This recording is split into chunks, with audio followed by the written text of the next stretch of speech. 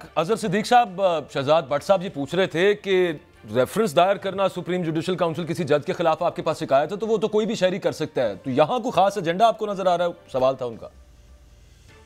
देखिए बाजवा साहब, एक बात तो बड़ी शरारत वो कर गए हैं। प्रोग्राम के शुरू में उन्होंने कहा है कि फैसला कुल मराहिल में चलेगी और बात ठीक है, तो बात गलत नहीं कर रहे हैं। लेकिन ये पहली तो बात है, ये रेफरेंस नहीं है, ये एक शिकायत है या एक कंप्लेंट की शक्ल है, कोई भी शक्ल दे लें, इसकी अपनी कोई हैसियत नहीं है अनटिल अनलेस जब तक सुप्रीम जुडिशल काउंसिल या सदर पाकिस्तान कोई रेफरेंस नहीं भेजे। जैसे जस्टिस काजी फाइज है, जस्टिस काजी फाइज का केस अगर देखा जाए वो इतनी जबरदस्त एविडेंस थी, लेकिन हमने देखा कि नहीं, वो केस मंतकी अंजाम तक नहीं पहुंच सका। मैं अभी उनमें नहीं जा सकूंगा, लेकिन ये क्या है, वजह ये है जो बोन ऑफ कंटेंशन है वो जरा समझिएगा। बोन ऑफ कंटेंशन यही है कि इस हुकूमत का खड़े रहना। जो फैसला कुल मराहिल में जा रहे हैं वो बात बिल्कुल इस तरह से है कि फार्म 45 और 47 वाली जंग जो है ना, वो फैसला कुल मराहिल में जाने वाली है। वो फार्म 45 लड़ाई कहाँ से शुरू हुई थी, ये वाली मैं ताज़ा तरीन लड़ाई आपके सामने रखता हूँ। वो कहाँ से शुरू, फार्म 45 47 कब बुला लिया गया। मैं हर टीवी प्रोग्राम में बैठ के ये कहा करता था फोरेंसिक कराएं ये फार्म 45 और 47 का। जस्टिस तारक महमूद जहांगीरी ने वो सबसे पहले स्टेप लिया, ओरिजिनल बनाया। हालांकि तारीखी तौर पर अगर देखा जाए उनका, तो उनका दौर जो है वो PMLN के दौर के कॉन्टेक्स्ट में है, जब वो एडवोकेट जनरल है, जब उनकी अपॉइंटमेंट हुई है, सारा मैं उनमें नहीं जाना चाहता। लेकिन जब वो मामला अजहर भाई, उन्होंने भी तो ईंट का जवाब मैं कहूंगा हथौड़े के साथ दे दिया ना। उन्होंने कल समाअत के लिए मुकर्रर कर लिया। उन्होंने कहा आ जाएं भाई आप तीनों, फॉर्म 45 46 अपने 45 लेके आ जाएं। अब इनमें से एक भी गिर गया तो ये तो हाउस ऑफ कार्ड्स की तरह फिर इस्लामाबाद का फैसला हो गया अगर, तो फिर बाकी सारा कुछ भी खुल जाएगा। तो शहजाद भट्ट साहब ने इशारों में बात कर गए, मैं क्लियर कर देता ना, अभी तक ये कहीं ये बात नहीं, असल बात क्या है, नजरे करम नजरे करम। अच्छा चले, 45 और 47 जो है ना, वो अब अपना कल समाअत होनी है और फॉर्म सामने लेके आने हैं। और ये पहला केस ऐसा होना, अब यहाँ इसको बचाने के लिए पहले जो दबाव डाला गया जजेस के ऊपर, जजेस दबाव लेने के लिए तैयार। जज दबाव पहले भी आ रहा था, लेकिन इसके बाद दबाव बहुत तेज हो गया। और जजेस जो कि सारे इस्लामाबाद हाईकोर्ट के मां सिवाय 2 जजेस ऐसे थे जो पीछे रहे, लेकिन 6 जजेस जो हैं वो उठ खड़े हुए। अब क्या करना था आगे? लाहौर हाईकोर्ट ने भी दिया ये काम, जब शुरू कर लिया उन्होंने कहा कैसे किल किया जाए। फिर क्या हुआ कि जजेस जो है ना, वो ट्राइब्यूनल जो है ना, हाईकोर्ट की बजाय रिटायर्ड बनाए जाए। अब उसके लिए पहले ऑर्डिनेंस किया, रातों रात वो ऑर्डिनेंस आया और हमने वो ऑर्डिनेंस भी चैलेंज कर दिया। लाहौर हाईकोर्ट में भी इस्लामाबाद हाईकोर्ट ने वो स्टे कर दिया जजेस ट्रांसफर को। उसके बाद सुप्रीम कोर्ट चले गए। सुप्रीम कोर्ट की मर्जी का बेंच बनाया, पहले बता दूं आपको। और जस्टिस मुनीब अख्तर का अगर वो आप देखे ना, जस्टिस काजी फैसला के रोल के वाले से बात कर रहा हूँ, बेंच जो है जस्टिस काजी फैसला के अपनी मर्जी का बेंच बना है। और हम ख्याल बेंच को जो बातें हम उस वक्त बातें कहा करते हैं ना, ये हम ख्याल बेंचेज हैं। लेकिन सब मिनट्स है नहीं उसके, हमें पता नहीं है कि मतलब उसमें किसने इख्तलाफ किया, किस बेसिस के ऊपर बेंच बनाया, ये भी हमें कुछ देने तो चाहिए ना किसी को। 3 लाइनें उन्होंने लिख दी, बेंच बन गया।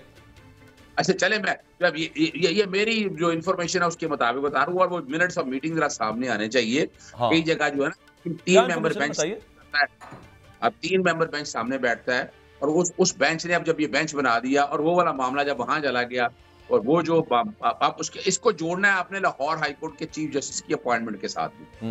जब आप सीनियर मोस्ट जज बनता है चीफ जस्टिस, अभी कितने अरसे बाद पहली दफा आखिर क्यों बना कि वहां पहले जस्टिस मलिक शहजाद को लाया गया। उसके बाद उन्हें पता था कि ना जस्टिस शुजात अली खान अपना बात को मानेंगे, अगर जस्टिस अली बाकर नजवी को ले आते हैं छाप लगी हुई है। और जस्टिस शाहिद जमील ने ये वाज़ेह तौर पर बता दिया। और ये याद रखिएगा, जस्टिस आलिया अली, मैं किसी के बारे में जात के बारे में बात नहीं करता, लेकिन इनका कहीं ना कहीं जो है ना, कहा जाता है कि इनका नून लीग से एक ताल्लुक चला आ रहा है, पता नहीं अब मकसद ये है। इनकी अपॉइंटमेंट अब जैसे आई है, अपॉइंटमेंट गालिबन 18 तारीख तक ये हलफ लेंगी। वो 18 से 18 तक आके मुशावरत का कह दिया। मुशावरत जो है एक्टिंग जस्टिस ने नहीं करनी। सुप्रीम कोर्ट ने कहा है कि अगर ट्राइब्यूनल लगाने हैं तो मुशावरत करके आए। अब ये मुशावरत ऐसे ही आ गई है जो आप पंचायती फैसला कर रहे थे, चीजों को चीजों से जोड़ रहा हूँ। अब वो जब मुशावरत की सामने आनी है तो वो कोशिश होनी है किस तरह से ये जजेस जो है ना, अपना उतनी देर में कानून आ गया होना है। उन्होंने कहना नए एक्ट के तहत हम रिटायर्ड जजेस लगाएंगे, जितने रिटायर्ड जज में मुशावरत कर लेते हैं हम उनके साथ। अब देखिए ना, बात जरा समझिएगा। तो ये एक फैसला कुछ टाइम है, ये रोकने की कोशिश है कि फॉर्म 1545 के वाले को फैसला ना आ जाए हमारा इसमें क्लियरली कोई फोरेंसिक ऑर्डर ना हो जाए। वो ऑर्डर ऐसा हो गया तो ये गले पड़ जाएगा। तो ये उससे पहले पहले ये रोक रहा है, तो इसलिए एकदम तेजी देख रहे हैं। ये झूठे हैं रेफरेंस में, पहले बताइए एप्लीकेशन है झूठी है, फ्रॉड पर मबनी है। टाइमिंग इनका उठाकर देख लें, अगर थी तो पहले आते। क्या ये मटेरियल पहले नहीं था?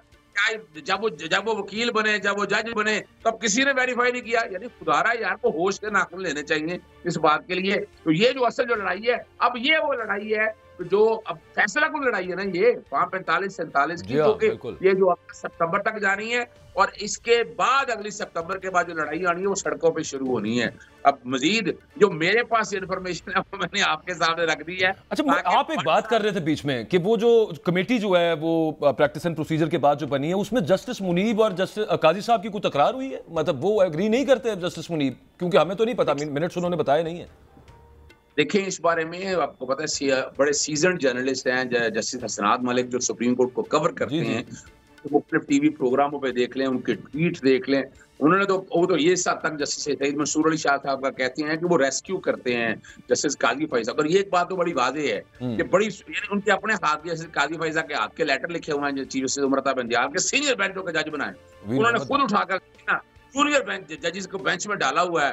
तो ये तो बिल्कुल मुनासिब नहीं है ना, इतना अहम मामला है, उनकी जात के ऊपर उंगलियां।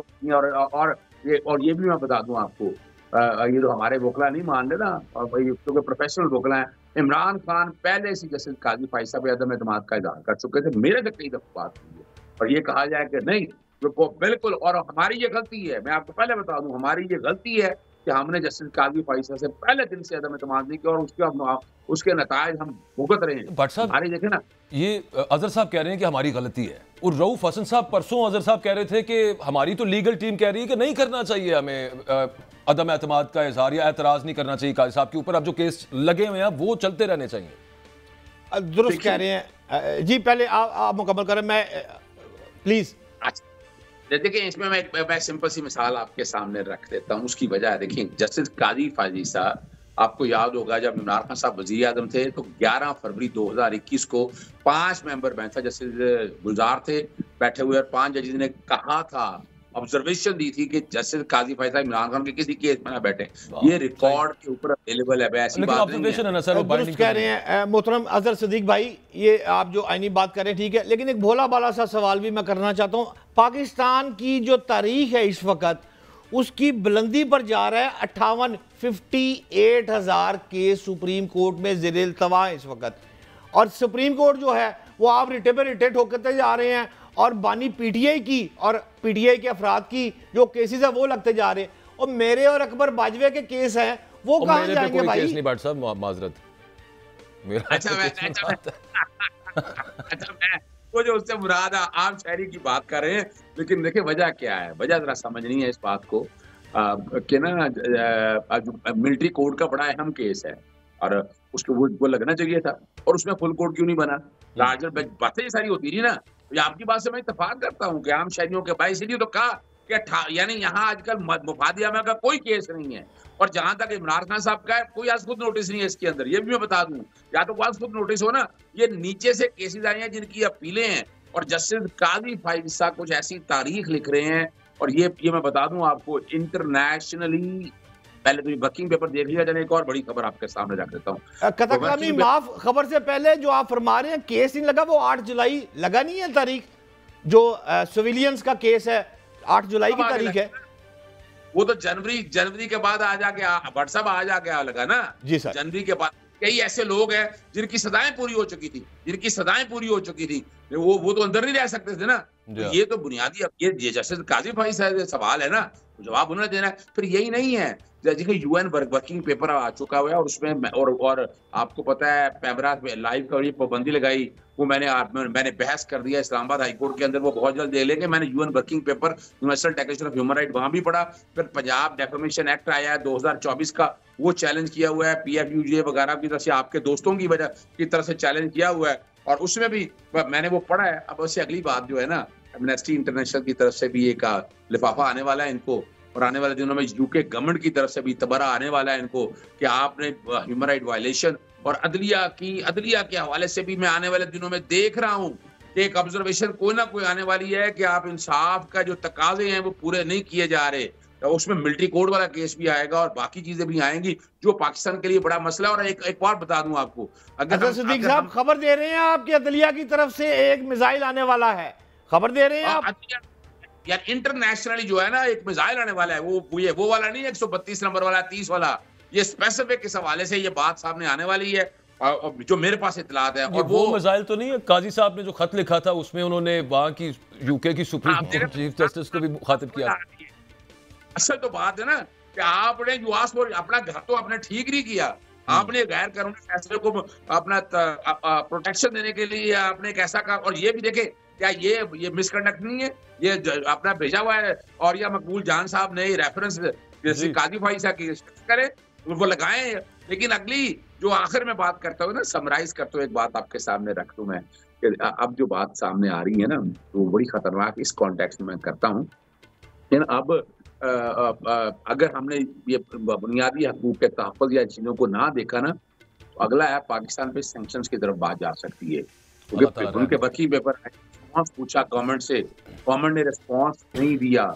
अभी हमें बड़ा सोच समझ के ये बड़ी खतरनाक खबरें बता रहे हैं अजहर साहब, आप आज डरा रहे हैं, बाजवा साहब डरा रहे हैं। मैं एक और चीज से भी डरा हुआ हूँ भट्ट साहब, अब वो ये है कि वो 2 रोज पहले जो कोर कमांडर्स कॉन्फ्रेंस हुई, अब वो जाहिर है कि पाकिस्तान की सिक्योरिटी के हवाले से उसमें बहुत अहम तरीन मैटर्स जो है वो डिस्कस होते हैं। दोबारा उसके अंदर अजहर साहब रीइटरेट किया गया है डिजिटल टेररिज्म, कि ये पाकिस्तान के खिलाफ हैं जो डिजिटली साइबर टेररिज्म कर रहे हैं, और वो मुतफ़क़ा तौर पर कहा गया है आप कोर्ट्स में पेश होते रहे, आप एंटी टेररिस्ट कोर्ट्स में पेश होते हैं, मुख्तलिफ केसेस आपने टेररिज्म के हवाले से अपने क्लाइंट्स के फाइट किए होंगे। ये डिजिटल टेररिज्म का इल्ज़ाम अगर किसी पर लग जाए, जो कि उनका ख्याल है कि वाकई एग्जिस्ट करती है चीज़, तो उसे सज़ा क्या हो सकती है, इसकी लीगल डेफिनेशन क्या है, ताकि पता हो ना लोगों को, देखने वालों को भी, कि कोई जाने अनजाने में डिजिटल टेररिज्म ना शुरू कर दे, उसे पता हो कि इसकी डेफिनेशन क्या है, ताकि वो काम ना करे। मैं जो कि वजह ये है कि अपने कॉन्फ्रेंस के हवाले से ये बात आई है, उनके अपनी टर्मिनोलॉजी में तो होगी, लेकिन अभी तक हमारी कानूनी टर्मिनोलॉजी में डिजिटल टेररिज्म का मतलब ही उलट है। जो हम समझ रहे हैं ना, हम और समझ रहे हैं, हम इसको टेररिज्म की तरफ ले आ रहे हैं, लेकिन वो डिजिटल टेररिज्म के मानी तो पढ़ लेने चाहिए हम सबको पहले कि वो है क्या। और उस तरफ ये है कि सोशल मीडिया वाइब्रेंट बहुत ज्यादा है और बिल्कुल रेगुलेट होना चाहिए, मैं इससे इत्तेफाक करता हूं। फेक न्यूज़ नहीं होनी चाहिए, मिस इन्फॉर्मेशन नहीं होनी चाहिए। नहीं, वो आज भी है। देखिए कवानीन मौजूद है, उस कवानीन को एक्टिवेट करने की जरूरत है। पीका कवानीन में तरमीम की जरूरत है, ये हम पहले दिन से कहते रहे हैं। और मैं आपको तारीखी बताने लगा हूँ बात। इमरान खान साहब के दौर में ऑनलाइन रूल्स बने, वो चैलेंज किए, मैं भी खिलाफ था उस वक्त उनके।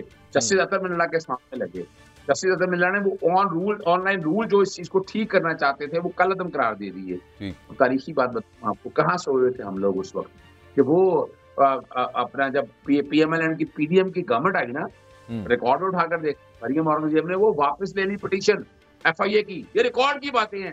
यानी अगर आप वाकई चाहते थे तो ये देखिए ये चीजें सारी हैं। और पहले ना डिजिटल टेररिज्म को डिफाइन कर लिया जाए, एक कानून बना लिया जाए।